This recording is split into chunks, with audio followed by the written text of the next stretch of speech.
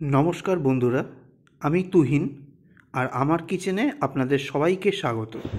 আজকে আপনাদের জন্য নিয়ে এসেছি একটা স্পেশাল আমের আচার রেসিপি। সেটা হলো ইনস্ট্যান্ট আমের আচার, চটজলদি আমের আচার। না দিতে হবে রোদে, না রাখতে হবে ফ্রিজে, বানাবেন আর খাবেন। যে কোনো রুটি, পরোটা, খিচুড়ি বা যে কোনো সাইড ডিশে একদম পারফেক্ট। এতটাই ভালো সুস্বাদু খেতে হয়, বলে বোঝাতে পারবো না। প্রতি বছর আমি এই রেসিপিটা বানিয়ে খাই, দারুণ লাগে খেতে। কাঁচা আমের গন্ধ, সঙ্গে অপূর্ব স্বাদের মশলা। চলুন সেই রেসিপিটা কি সেটা আপনাদেরকে আজকে দেখিয়ে দিই। তবে বলে রাখি, অলরেডি কিন্তু অনেক আমের আচার আমার চ্যানেলে দেওয়া আছে, সেটা আপনারা দেখে নিতে পারেন। আমের ইনস্ট্যান্ট আচার বানানোর জন্য প্রথমে নিয়ে নিয়েছি 3টে আম। প্রথমেই জল দিয়ে ধোয়ার জন্য আমি জলে ভিজিয়ে রেখেছিলাম, যাতে ওপরের যে নোংরাগুলো জমে থাকে যাতে নরম হয়ে যায়। সর্বপ্রথম সেটাকেই কিন্তু আঙুল দিয়ে ডলে ডলে পরিষ্কার করে নিতে হবে, কারণ আমের আচারের মধ্যে যদি কোনোভাবে নোংরা থাকে, সেই আমের আচার কিন্তু বেশি দিন টেকে না। এই জিনিসগুলো কিন্তু মাথায় রাখবেন। ভালো করে ডলে ডলে জল দিয়ে ধুয়ে নিতে হবে। তার আগে ঘণ্টাখানেক কিন্তু এই জলের মধ্যে ডুবিয়ে রাখবেন, যাতে আমের গায়ের কষ বা কোনো নোংরা সেটা নরম হয়ে যায়। ভালো করে আমটাকে ডলে ডলে পরিষ্কার করে নেওয়ার পর যে কাজটা করতে হবে সেটা হলো, একটা কটন ক্লথ, মানে একদম সুতির একটা কাপড়, কিচেন ক্লথ যেটা দিয়ে আপনারা পরিষ্কার পরিচ্ছন্ন করেন, সেরকম কেচে রাখা কোনো কাপড় দিয়ে ভালো করে আমগুলো কিন্তু মুছে নিতে হবে। কারণ আচারে কিন্তু কোনো জলের ব্যবহার হয় না, জল দিলে কিন্তু আচার শেষ। আমগুলো আমি ভালো করে ধুয়ে মুছে নিয়েছি। এইবার কেটে নেওয়ার পালা। কিভাবে কাটছি সেটা ভালো করে ফলো করুন ভিডিওতে। মাঝ বরাবর কেটে নিয়ে আমগুলোকে একদম ছোট ছোট কিউব করে নিচ্ছি, যাতে এটা ইনস্ট্যান্ট আচার, মশলাগুলো খুব ভালোভাবে ঢোকে, ভালো করে আমের টুকরোগুলো মজে।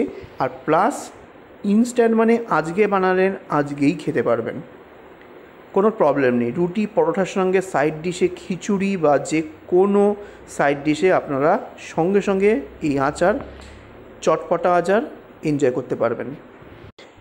দেখুন, আমগুলো আমি বীজ ছাড়িয়ে ছাড়িয়ে ছোট ছোট করে সব টুকরো করে নিচ্ছি।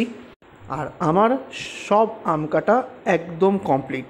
টুকরোগুলো আশা করি বুঝতে পারছেন কত ছোট ছোট করে কাটতে হবে। ঠিক যেরকম আলুর তরকারির আলু কাটেন, ঠিক আলুর তরকারির আলুর মতো করেই কিন্তু ডুমো ডুমো করে, মানে ছোট ছোট করে কাটতে হবে, কিউব করে।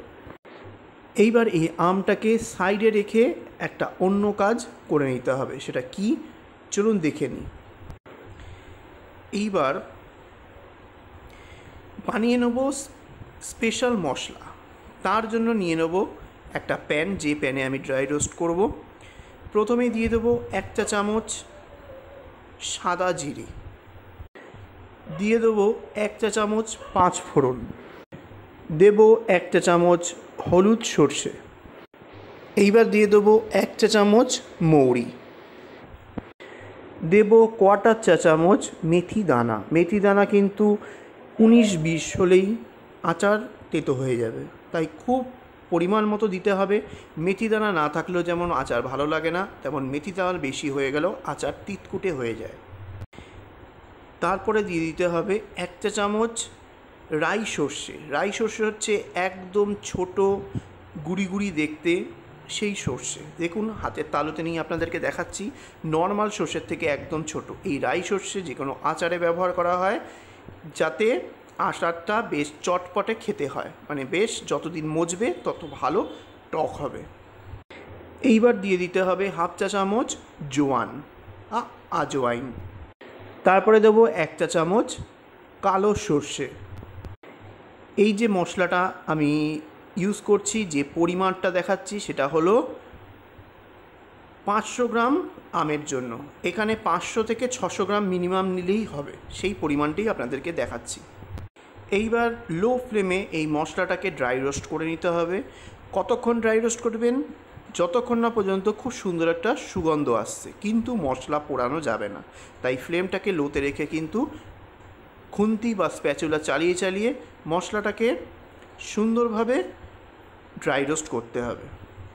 দেখুন আমার ড্রাই রোস্ট করা হয়ে গেছে, খুব সুন্দর একটা গন্ধ বেরোচ্ছে সব মশলার। এইবার ফ্লেমটা অফ করে দিয়ে এইবার একটা পাত্রের মধ্যে এই মশলাটাকে দিয়ে দেবো আর একটুখানি ছড়িয়ে দিতে হবে স্প্যাচুলার সাহায্যে, আর এটাকে ঠান্ডা হওয়া অবধি অপেক্ষা করতে হবে। দেখুন ঠিক 15 মিনিট বাদে ফিরে এসেছি, মশলাগুলো ঠান্ডা হয়ে গেছে। এইবার একটা গ্রাইন্ডারের মধ্যে এই মশলাগুলো আমি ঢেলে নেব। ঢেলে এইবার এটাকে ড্রাই গ্রাইন্ড করে নেব। ড্রাই গ্রাইন্ড কতটা করবেন, কোর্সলি গ্রাইন্ড করবেন। দানা দানা একটু থাকলে আচারের মধ্যে কিন্তু খেতে বেশ ভালো লাগে। দেখুন আমি কোর্সলি গ্রাইন্ড করে নিয়েছি, আমি হাতে তুলে আপনাদেরকে দেখাচ্ছি কীরকম দানা দানা রয়েছে। ঠিক এরকমভাবেই কিন্তু করতে হবে।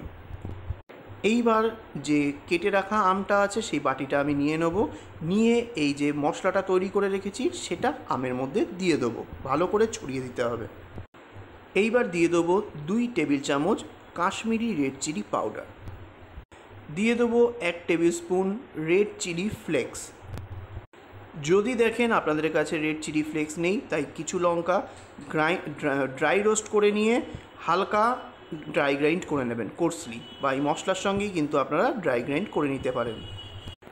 এবার দিয়ে দেবো 1 টেবিল চামচ রেগুলার সল্ট, মানে যেটা নিত্য নৈমিত্তিক নুন ব্যবহার করেন ঘরোয়া রান্নার জন্য। এইবার দিয়ে দেবো 1 চা চামচ বিট লবণ, মানে ব্ল্যাক সল্ট। এতে যে কোনো আচারের স্বাদ দুর্ধর্ষ হয়। দিয়ে দেবো 1/2 চা চামচ চিনির গুঁড়ো, এতে কি হবে, আচারের স্বাদটা ব্যালেন্স হবে আর খেতে অপূর্ব হয়। এবার একটা স্প্যাচুলার সাহায্যে সব মশলাকে একসাথে আমের মধ্যে ভালো করে কোট করে দিতে হবে, যাতে কোনোভাবে কোনো মশলা আমের গায়ে লেগে নেই এমন যেন না হয়। তারপরে একবার একটু মশলাটা আঙুল দিয়ে একটু চেখে দেখে নেবেন যে নুন মিষ্টি ঝাল সব ঠিক আছে কিনা। যদি দেখেন ঠিক আছে তাহলে আর দেওয়ার দরকার নেই। আমার যেখানে কোনো ধরনের কোনো মশলা বেশি হয়নি, একদম পারফেক্ট হয়েছে। এইবার যেটা দিতে হবে সেটা হলো হিং। 1/4 চা চামচ হিং নিয়ে পুরো আমের ওপর থেকে সুন্দরভাবে কোনায় কোনায় ছড়িয়ে দিতে হবে, একটা জায়গায় কিন্তু রেখে দেবেন না, সুন্দরভাবে ছড়িয়ে দেবেন যেভাবে আমি ভিডিওতে দেখাচ্ছি। এইটা দেওয়ার পর একটা ছোক ওপর থেকে দিয়ে দিতে হবে, সেটা হলো ওপর থেকে দিয়ে দেবো 50 ml গরম করে নেওয়া সর্ষের তেল। তেলটা নিয়ে ওপর থেকে এরকমভাবে ছোক দিতে হবে যেভাবে আমি দেখাচ্ছি। এইভাবে দিলে দারুণ হবে খেতে, এইভাবে দিয়ে খেয়ে দেখবেন। তারপরে স্প্যাচুলার সাহায্যে ভালো করে পুরো মশলা তেল সব একসাথে আমের সঙ্গে মিক্স করে দিতে হবে।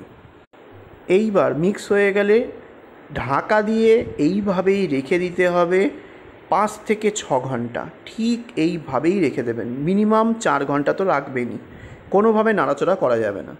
ঠিক 5 ঘন্টা পর বা 6 ঘন্টা পর ফিরে আসছি।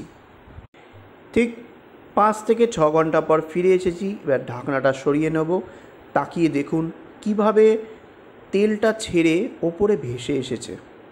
দেখতে হেভি লাগছে না? খেতে মনে হচ্ছে এক্ষুনি রুটির সাথে বা পরোটার সাথে খেতে বসে যাই।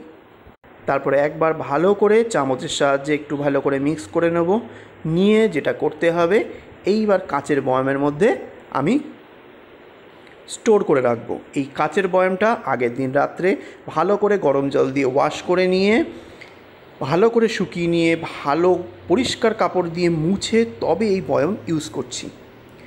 এর আগেও আপনাকে আচারের রেসিপি দেখিয়েছি কিভাবে বয়াম সুন্দরভাবে পরিষ্কার করতে হয়, সেটা আমি কিন্তু বুঝিয়ে দিয়েছি। এইবার এক এক করে পুরো আচারগুলো আমি বয়ামের মধ্যে দিয়ে দেবো, আর তেলটা ইকুয়ালি দুটো বয়ামের মধ্যে সুন্দরভাবে দিয়ে দেবো যাতে তেলটা আচার সহ থাকে এবং ডুবে থাকে। তাহলে কেমন লাগলো আপনাদের ইনস্ট্যান্ট আমের আচারের রেসিপি? অবশ্যই কমেন্ট করে জানাবেন। রেসিপিটা ভালো লাগলে অবশ্যই বন্ধুদের সঙ্গে শেয়ার করে দেবেন, আত্মীয় পরিজনদের সঙ্গে শেয়ার করে দেবেন, আর সাবস্ক্রাইব করে নোটিফিকেশান অন করে বেল আইকন ক্লিক করতে ভুলবেন না যেন। তাহলেই কিন্তু নেক্সট রেসিপি ছাড়ার সঙ্গে সঙ্গেই আপনাদের কাছে সর্বপ্রথম চলে যাবে। নমস্কার।